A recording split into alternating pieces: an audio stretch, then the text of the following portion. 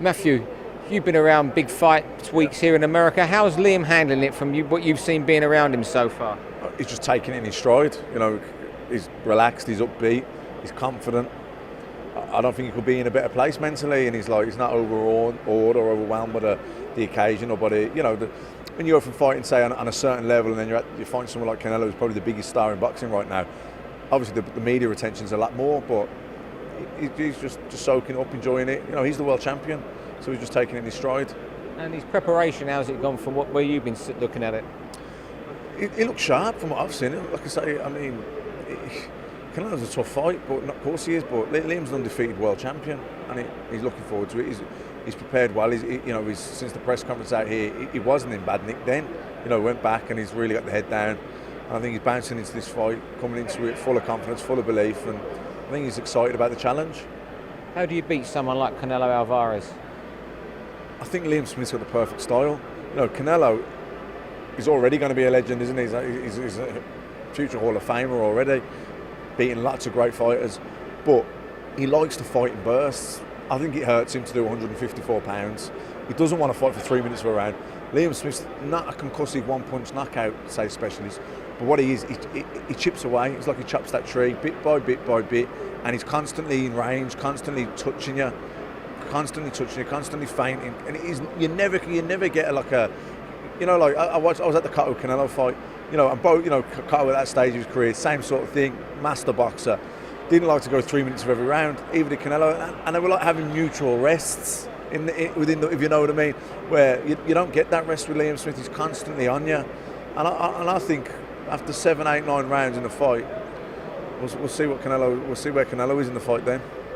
You said about weight problems. I mean, you've had your weight problems before have been well documented, so you're identified with it. Yeah. Getting down from even just that pound from 155 to 154 when he was tied at 155, how hard can that be for a fighter? Well, it's mad, isn't it? To the casual fan, I think it's just a pound. It's like, no, it's just a pound after I've done 15 pound. So it's like, you know what I mean? Like when there's no water left in the bucket, to try and throw a pound of water out of it, it's very difficult. And I know you have the 30 hours rehydration and all the rest of it, but there's a line, and if you get it wrong, you'll pay the price. Especially in a fight where someone makes you fight at a pace you don't want to fight at.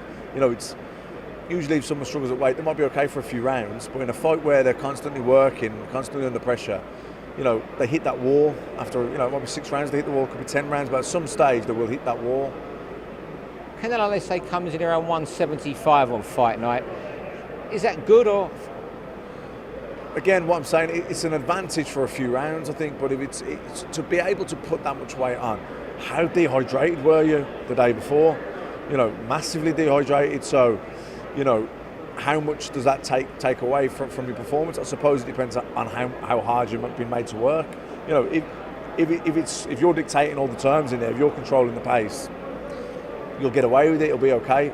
You'll probably have the advantage because you're a bigger man and you'll probably be hitting harder, but if someone's able to tuck up nice and tight, stay in distance, keep touching, keep feinting, making you work harder than you want to work, there's a very good chance you're going to blow up, and I think that'll be a factor in this fight. And as Liam's manager, are you worried about what could happen with judges in Texas? Will you be saying anything at the rules meeting to make sure you're possibly wary of that? Yeah, certainly. I mean, you certainly want to let people know that we're looking at that, and we'll be scrutinising it. He's a Mexican in Texas, and Texas Commission's maybe not the fairest at times, without saying too much. So, yeah, I think the rule means you control the controllables, but we'll certainly be highlighting the fact that that's something we'll be keeping an eye on. Are you confident there'll be no controversy and Liam will win? Yeah, I'm confident. It's a tough ask, because Canelo's a great fighter, but Liam Smith's a world champion. He's an undefeated fighter, and I think he's only, the last couple of years, I think he's just gone from strength to strength to strength. I think he's really improved, and I think he's in his peak now. I think he's really coming into his own, and Canelo's come back down to 154. I know only from 155, but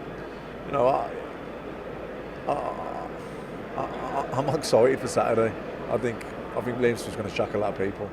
Canelo Alvarez beat Amir Khan, but I'm not Amir Khan.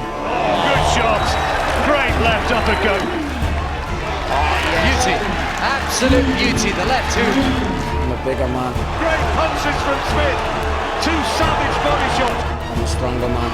Counted out in the second round, and the power of Smith could have got her, but he didn't fancy it. And I'm the world champion. But he's gone. It is all over, and Liam Smith is champion of the world. Watch my fight with Canelo Alvarez this Saturday live on BoxNation.